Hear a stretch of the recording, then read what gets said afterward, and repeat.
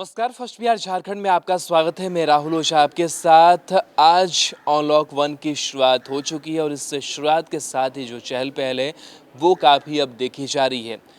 ख़ास करके बिहार के सरकारी कार्यालयों की बात करें तो सरकारी कार्यालयों में जो कर्मी काम करने के लिए पहुंचेंगे उनके लिए विशेष जो दिशा निर्देश हैं वो जारी किए गए हैं, क्योंकि छूट का दायरा बढ़ा दिया गया है। लेकिन छूट के साथ साथ जो कोरोना का संक्रमण है वो भी बिहार में काफ़ी ज़्यादा तेज़ी से बढ़ता हुआ नज़र आ रहा है।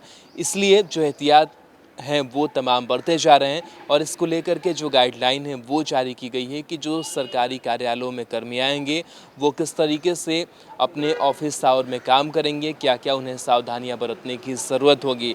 क्योंकि ये देखा जा रहा है कि कोरोना संक्रमण जिस रफ्तार से बढ़ रहा है, छूट का दायरा भी वैसे ही अब धीरे धीरे बढ़ता चला गया और जो ढील है वो लोगों को दे दी गई।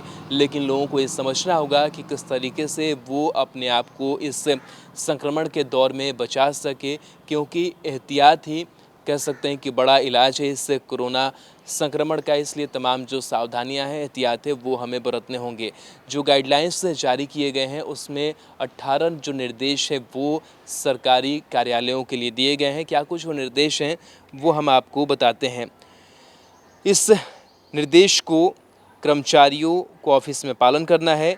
अपर मुख्य सचिव आमिर सुबहानी की ओर से विकास आयुक्त, डीजीपी, प्रमंडलीय आयुक्त, विभागाध्यक्ष और जिलाधिकारी को पत्र लिखकर इन दिशा निर्देशों की जानकारी दी गई है।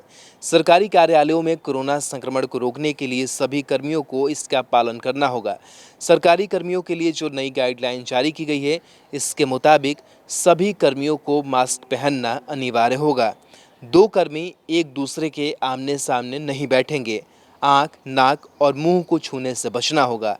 खांसते या छींकते समय मुंह को ढकना होगा। फ़ोन, बोर्ड, दरवाज़ों आदि की नियमित सफाई करनी होगी।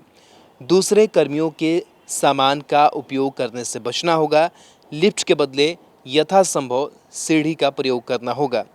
एक लिफ्ट के अंदर 4 से ज़्यादा आदमी नहीं होंगे। दीवार की ओर मुँह करना होगा।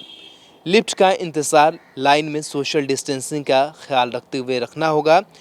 यथासंभव सेंट्रलाइज्ड एसी का प्रयोग फिलहाल नहीं किया जाएगा। ऑफिस में प्रवेश के लिए एक गेट का प्रयोग नहीं करना होगा। कोरोना संक्रमण के टच में आने के बाद खुद को क्वारंटाइन रखना होगा। लंच के दौरान समूह में भोजन करने से बचना है। लंच के लिए जो टाइम है वो थोड़ा सा विभिन्न रूप से रखा जाएगा। जो कर्मी कोरोना का सैंपल दिए रहेंगे, रिपोर्ट आने तक उनको ऑफिस नहीं आना होगा। ये बड़ी बात कही गई है कि जो संदिग्ध होंगे, जो सैंपल्स टेस्ट के लिए दिए होंगे, उस वक्त तक ये लोग रिपोर्ट आने तक ऑफिस नहीं आएंगे। ऑफिस में भीड़ नहीं जुटानी होगी। सोशल डिस्टेंसिंग का पालन करना होगा। सार्वजनिक स्थल पर थूकना मना होगा। पकड़े जाने पर दंडात्मक कार्रवाई की जाएगी। मीटिंग जो है जितना संभव हो सके वीडियो कॉन्फ्रेंसिंग के माध्यम से ही की जानी है, यानी कि लोग मीटिंग में एक साथ नहीं बैठेंगे। तो ख़ास करके जो सरकारी कार्यालयों में कर्मी पहुंचेंगे उनके लिए विशेष जो गाइडलाइंस है वो जारी की गई है कि कैसे जो लोग हैं वो खुद को सुरक्षित रख सकेंगे और जो कोरोना के संक्रमण के दौर में अपने आप को बचा करके रख सकेंगे। तो ये तमाम जो निर्देश थे वो बिहार सरकार की तरफ से जारी किए गए हैं कि सरकारी कार्यालयों में लोग तो अब पहुंच रहे हैं, क्योंकि कई जो बंदिशें हैं वो हटा दी गई है।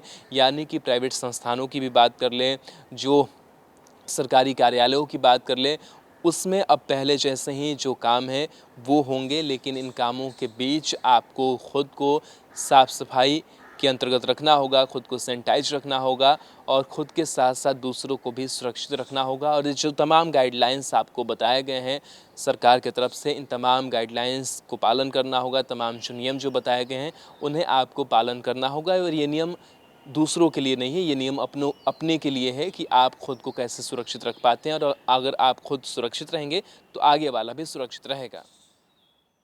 बिहार के आधुनिक अस्पतालों में से एक NSMCH multi speciality 350 bedded hospital, अनुभवी डॉक्टर एवं ट्रेन्ड पैरामेडिकल स्टाफ, विश्व स्तरीय सुविधाओं के साथ अत्याधुनिक ऑपरेशन थिएटर, ICU, NICU, निशुल्क OPD परामर्श, 24 घंटे इमरजेंसी सर्विसेज और जटिल गर्भावस्था का इलाज। Netaji Subhash medical college and hospital, Amhara, Bihta, Patna.